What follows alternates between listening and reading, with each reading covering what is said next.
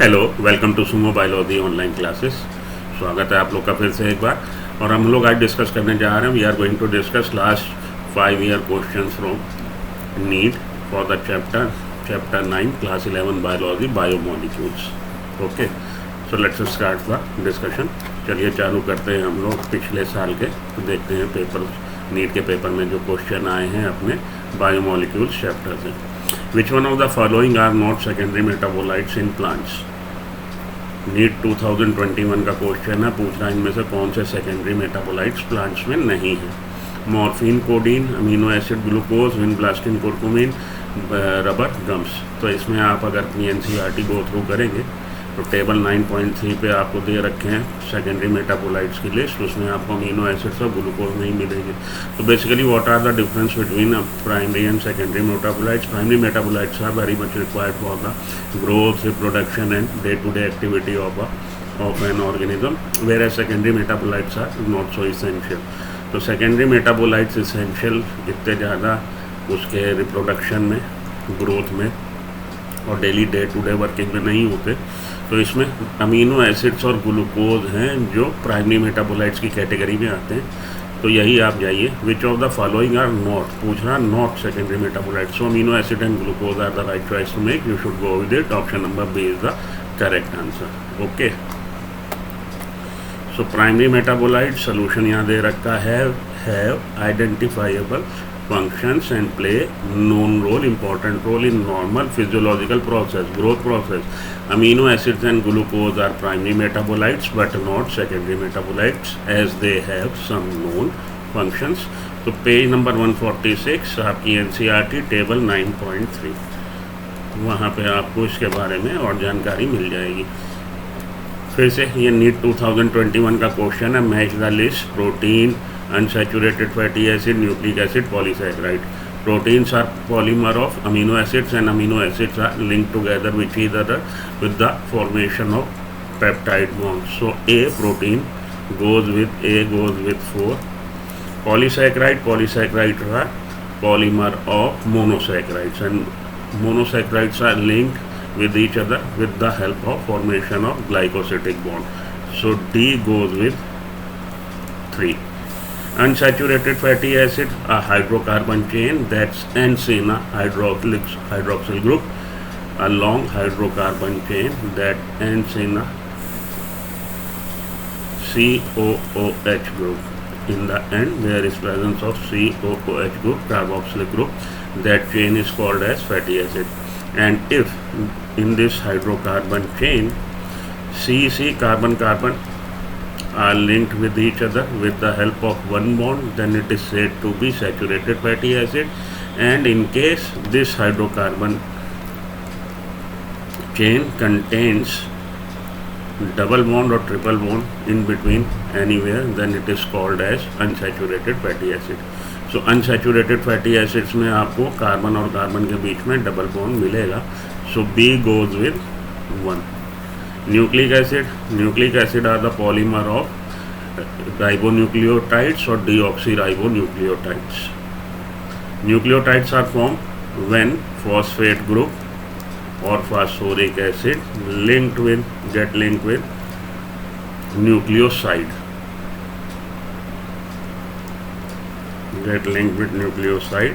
Then a nucleotide get formed. And phosphate group is get attached with nucleoside with the help of formation of phosphodiester bond. So nucleic acid is characterized by the presence of phosphodiester bond. C goes with 2. A 4, B 1, C 2, D 3. This is the right answer. 4, 1, 2, 3. You should go with option number A. Okay. So इसमें आपको direct NCERT से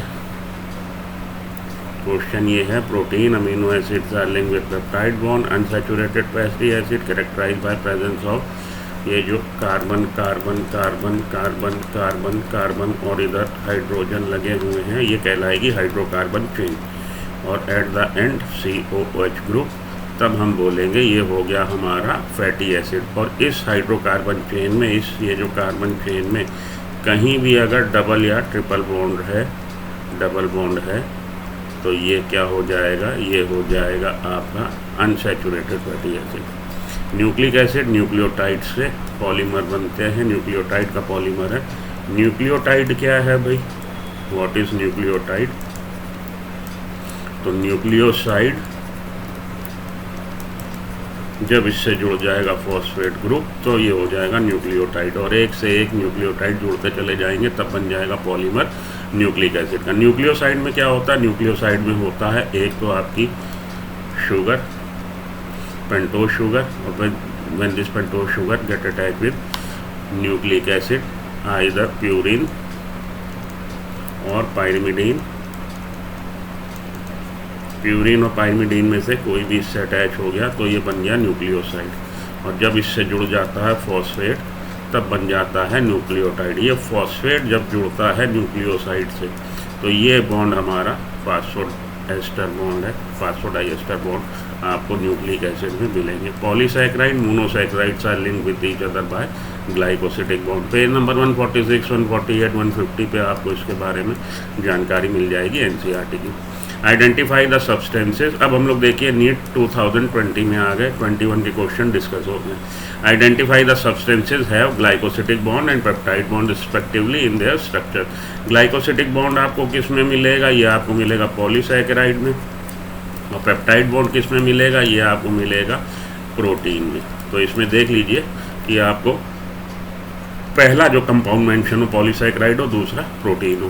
तो polysaccharide हमारा inulin और insulin है हमारा protein. You should go with option number C is the correct choice to make because inulin is a polymer, inulin is a polymer and it is a polysaccharide. So inulin में आपको मिल जाएंगे glycosidic bond, और insulin is a protein, और insulin में आपको मिल जाएंगे पेप्टाइड बॉन्ड। तो option number C is the right choice, you should go with option number C. Inulin, ये देखिए दे रखा है, inulin is polysaccharide molecule having beta glycosidic bond. Insulin is a protein molecular weight protein molecule having peptide bonds. So thus the correct answer is option number C. Match the following. This is also from your NEET question paper, NEET 2020. Inhibitor of catalytic activity, malonate is the inhibitor of succinate dehydrogenase, competitive inhibitor of succinate dehydrogenase. So A goes with 2. Possess peptide bond, collagen, collagen is a protein, so it possess peptide bond. B goes with 4. Cell wall material in fungi cell wall is made up of chitin, so C goes with 3. Secondary metabolite, ricin is secondary metabolite. D goes with 1. A2B4 C3 D1, this is the correct. Option number A is correct. You should go with option number A. Identify the basic amino acids from the following. Tyrosine, this is aromatic amino acid. Glutamic acid, this is acidic amino acid. Lysine is basic in nature. Basic amino acids are basically lysine and arginine. These two are, arginine and lysine are basic in nature. Valine is neutral in nature. So it is not mentioned in your NCERT, लेकिन ये NEET 2020 में आया है। इसके लिए detail आपको मैं दे दूं, अगली स्लाइड में है, और उसको आप 1 मिनट इसको पॉज करके खींच लीजिएगा, इसका आप स्क्रीन कैप्चर कर लीजिएगा और इसको पढ़ लीजिए अगर पढ़ना चाहें तो। टायरोसिन हमारा एरोमेटिक है, ग्लूटामिक एसिड एसिडिक है, लाइसिन बेसिक है, बेसिक में आर्जिनिन लाइसिन है, वेलाइन हमारा न्यूट्रल है, glycine alanine valine isoleucine and leucine, ये 5 आपके glycine alanine valine leucine isoleucine, ये 5 आपके न्यूट्रल हैं। आपसे जो पूछा जाता मोस्ट इंपॉर्टेंट है सल्फर कंटेनिंग पूछा जाता, बहुत पूछा जाता है क्वेश्चन, हर दूसरे तीसरे बार पूछा जाता। तो sulphur containing amino acids are cysteine and methionine. Alcoholic amino acid वो है जिसमें हाइड्रोक्सिल ग्रुप आपको मिलेगा। This amino acid have alcoholic group और हाइड्रोक्सिल ग्रुप। सेराइन और थ्रियोनिन हमारे एल्कोहलिक हैं, सेराइन और थ्रियोनिन। एरोमेटिक में एरोमेटिक अरोमा सुगंध वाले, they possess cyclic structure with the straight side chain bearing carboxylic acid and carboxylic group and amino group. Phenylalanine, tryptophan, tyrosine, 3 होते हैं यहाँ पे आपके, इसमें टायरोसिन दे रखा था। 3 है एरोमेटिक हमारे, phenyl aniline tryptophan tyrosine. Heterocyclic amino acid, they have nitrogen in the ring structure, histidine proline. तो इसको आप 1 मिनट पॉज करके वीडियो को इसका आप स्क्रीन कैप्चर कर लीजिए। पढ़ना चाहें कुछ एक्स्ट्रा, इसमें आपके बुक में नहीं दे रखा एनसीईआरटी में, तो पढ़ लीजिएगा। चलिए हम लोग आगे चलें। Move to the next slide please. This is the NEET 2020, ये भी नीट 2020 का क्वेश्चन है। Secondary metabolite such as nicotine, strychnine, caffeine are produce by plant for their defence action. Growth response वो प्राइमरी मेटाबोलाइट का काम है, growth का। Effect on reproduction वो प्राइमरी मेटाबोलाइट होते हैं जो रिप्रोडक्शन में करते हैं काम। न्यूट्रिटिव वैल्यू वाले भी प्राइमरी मेटाबोलाइट होते हैं। सेकेंडरी मेटाबोलाइट्स और ख़ास तौर पे यहाँ जो मेंशन कर रखे हैं कैफीन, निकोटीन, ये सब प्लांट में क्या काम कर रहे हैं, ये डिफेंस एक्शन, डिफेंस में काम आ रहे हैं। नीट 2020 का क्वेश्चन है। बेसिकली कॉन्सेप्ट आपका प्राइमरी और सेकेंडरी मेटाबोलाइट का है कि primary metabolites are required by an organism for their reproductive function, for their growth responses, for their day to day activity. And secondary metabolites are not so important, secondary metabolite इतने important नहीं होते, तो ये आपको पता होना चाहिए। हाँ जी, सेकेंडरी मेटाबोलाइट्स डिफेंस, ये इस वाले में particularly secondary metabolites nicotine produce by tobacco plant, strychnine produce by strychnos सोमिका and caffeine produce by majorly by coffee plants. These secondary metabolites are alkaloids for their alkaloids and for defending themselves from herbivores. So the correct answer is defence action. Page number 148 पे आपको list मिल जाएगी secondary metabolites की। Which one of the following is the most abundant protein in animal world. Animal world में most abundant protein collagen होती है। और अगर आपसे पूछा जाए इन ओवर होल बायोस्फीयर, अगर होल बायोस्फीयर में पूछा जाए कौन सी प्रोटीन मोस्ट अबंडेंट है, then your answer should be rubisco. It is clearly mention in your NCERT volume 1, ये मेंशन है आपकी एनसीईआरटी में। Most abundant protein in animal world collagen, most abundant protein all over the whole biosphere, then your answer should be rubisco. NEET 2020 का ये question है। The most abundant protein in animal world is collagen, found in the extracellular matrix of connective tissue like cartilage, bones, tendon, ligament, mention over page number 148. Rubisco is the most abundant protein in whole biosphere, in whole of the biosphere. A metal ion. Now we enter into the 2019 year. 2019, 2021 we have discussed that. 2020 we have already done the discussion. Now to 2019. A metal ion required for normal functioning of an enzyme. Metal ion required, that is called as cofactor. देखिए enzyme कई enzyme ऐसे हैं जिसमें protein part और non protein part होता है। Protein part कहलाता है एपो एंजाइम और ये कहलाता है कोफैक्टर। और जब ये एक दूसरे से अटैच हो जाते हैं, apo enzyme non protein part से अटैच हो जाके, और जब फंक्शनल या एक्टिवेट हो जाता है एंजाइम, फंक्शनल एंजाइम बन जाता है, एपो एंजाइम कोफैक्टर से जब अटैच हो जाएगा तब वो कहलाएगा होलो एंजाइम। होलो एंजाइम, ठीक है जी। तो यहाँ पे पूछा गया metal ion required for normal functioning of enzyme, that is known as cofactor. Correct answer is cofactor. The holo enzyme, that is the whole enzyme, holo enzyme, active enzyme, apo enzyme plus cofactor. Apo enzyme is proteinous part, cofactor non protein part, is defined as apo enzyme in combination with cofactor. A cofactor is a non-protein part of the enzyme. It can be metal ion or organic chemical. The cofactor which are organic chemicals are known as coenzyme. अब वो cofactor non-protein part अगर वो organic compounds हैं, organic chemicals हैं, तब हम उनको coenzyme बोलेंगे. These are loosely attach to the coenzyme. The tightly bound coenzymes are prosthetic group. Correct answer है हमारा cofactor. Okay.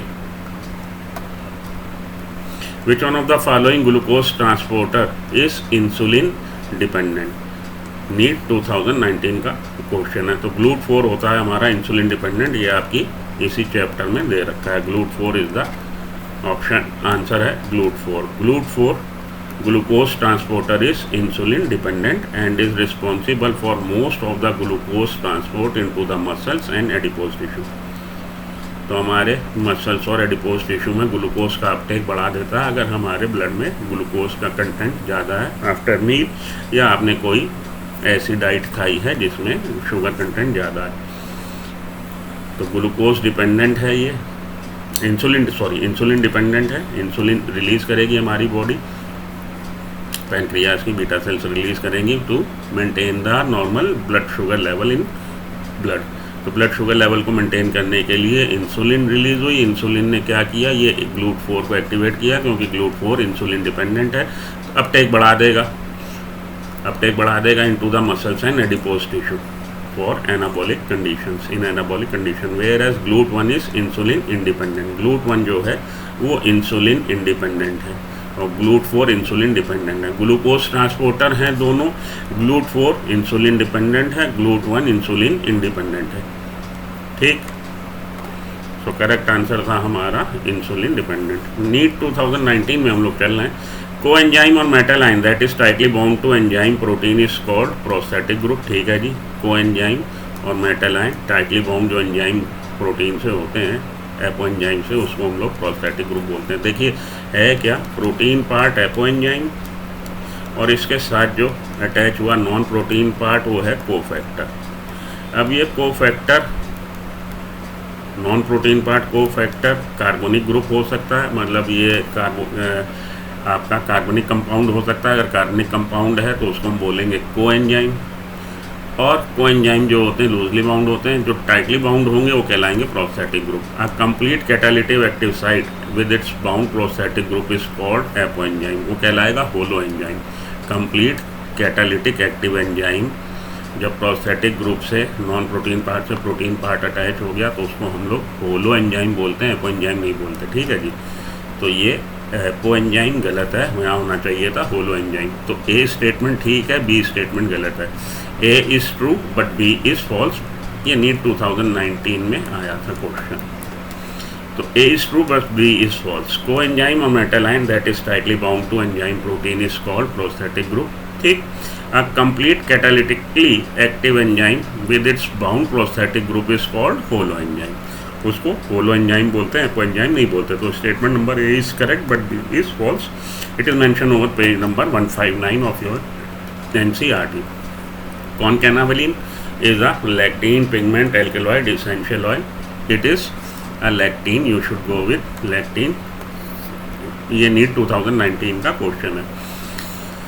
Pigments carotenoids anthocyanin है, एल्केलॉइड्स मॉर्फिन कोटीन है, लैक्टीन्स कॉनकैनावेलिन है, टॉक्सिन्स एप्रिनजेजिन है, ड्रग्स विनब्लास्टिन कुरकुमीन है, पॉलीमेरिक रबर गम्स, पॉलीमेरिक जो compounds हैं वो रबर गम्स सेलुलोज सब्सटेंसेस हैं। पेज नंबर 146 पे टेबल 9.3 पे ये सब दे रखा है, पढ़ लीजिएगा। 2 functional group characteristics of sugar, sugar में कौन से 2 फंक्शनल ग्रुप मिलते हैं, नीट 2018 का क्वेश्चन है। तो कार्बोनिल ग्रुप मिलता है और हाइड्रोक्सिल ग्रुप मिलता है। ठीक है जी, ये क्या होते हैं कार्बोनिल ग्रुप और हाइड्रोक्सिल ग्रुप। हाइड्रोक्सिल ग्रुप आपको पता ही है, सी कार्बन के साथ जब ये OH ग्रुप अटैच हुआ ये हाइड्रोक्सिल ग्रुप कहलाएगा। कार्बन और ऑक्सीजन के बीच में डबल बॉन्ड ये कार्बोनिल ग्रुप कहलाएगा। तो आपको शुगर में ये दोनों बॉन्ड देखने को मिलते हैं। Which one of the following statement is wrong, NEET 2016 का क्वेश्चन है। यूरिसेलिस पिरिमिडिन, ठीक है। हमारा प्यूरिन्स क्या हैं, प्यूरिन्स हैं 2, आर्जिनिन और ग्वानिन। साइटोसिन, थाइमिन और यूरेसिल हमारे पिरिमिडीन्स हैं। तो ये स्टेटमेंट ठीक है। ग्लाइसिन इज सल्फर कंटेनिंग, ये गलत है। अभी हम लोगों ने देखा सल्फर कंटेनिंग 2 हैं केवल, सिस्टीन और methionine. Sucrose is disaccharide, yes this is the correct. Sucrose is disaccharide, it is made up of 1 molecule of glucose and 1 molecule of fructose.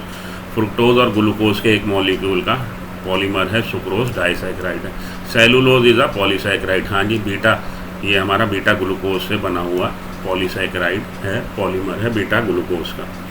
Cellulose is a polymer of beta glucose. तो ये statement भी ठीक, ये statement भी ठीक, ये statement भी ठीक। स्टेटमेंट ये गलत है। सल्फर कंटेनिंग जो हमारे अमीनो एसिड्स हैं, अभी कुछ देर पहले की स्लाइड में हमने ये बात करी थी कि वो सिस्टीन और मिथ्योनिन है। ठीक है जी। कॉनकैनावेलिन इज क्या है भैया, ये हम लोग डिस्कस कर चुके। नीट 2017 का क्वेश्चन है। कॉनकैनावेलिन हमारा क्या है, लैक्टीन है। ये देखिए फी है आपकी टेबल 9.3 जिसको आपको रट लेना है। इसको रख लीजिएगा। एल्केलॉइड्स में मॉर्फिन प्रोटीन एनसीईआरटी की है। टर्पिनॉइड्स में monoterpene डायटर्पिन।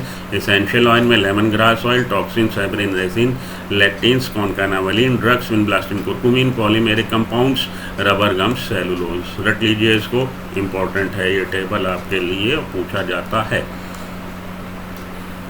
Which one of the following is most abundant protein in animal, हम लोग डिस्कस कर चुके हैं, कौन सी है? Collagen. A chitinous exoskeleton of arthropod is formed by polymerization of 2015 का क्वेश्चन है, formed by N-acetyl glucosamine। Chitin किसका बना है?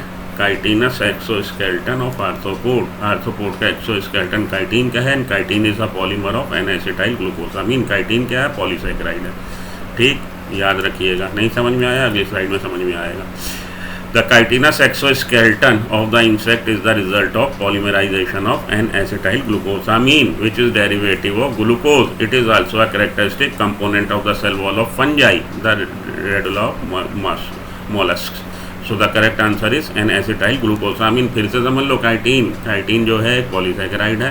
काइटीन किसका है? पॉलीमर है N-acetyl glucosamine का। और आपके फंगल सेल वॉल में भी मिल रहा है, और मोलस्का में रेडुला आपने पढ़ा होगा, माउथ में जो रेस्पिंग ऑर्गन है उसका, उसमें भी वो इसी का बना है।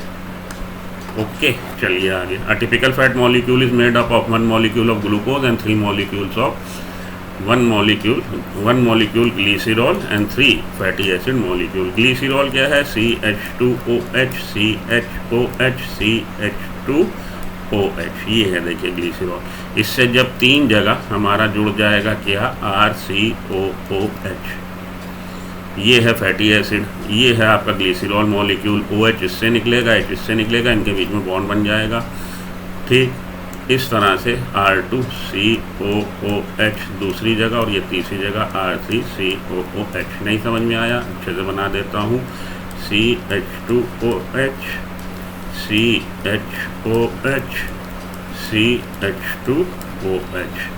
अब अगर इससे एक जगह अगर जुड़ जाता है कौन?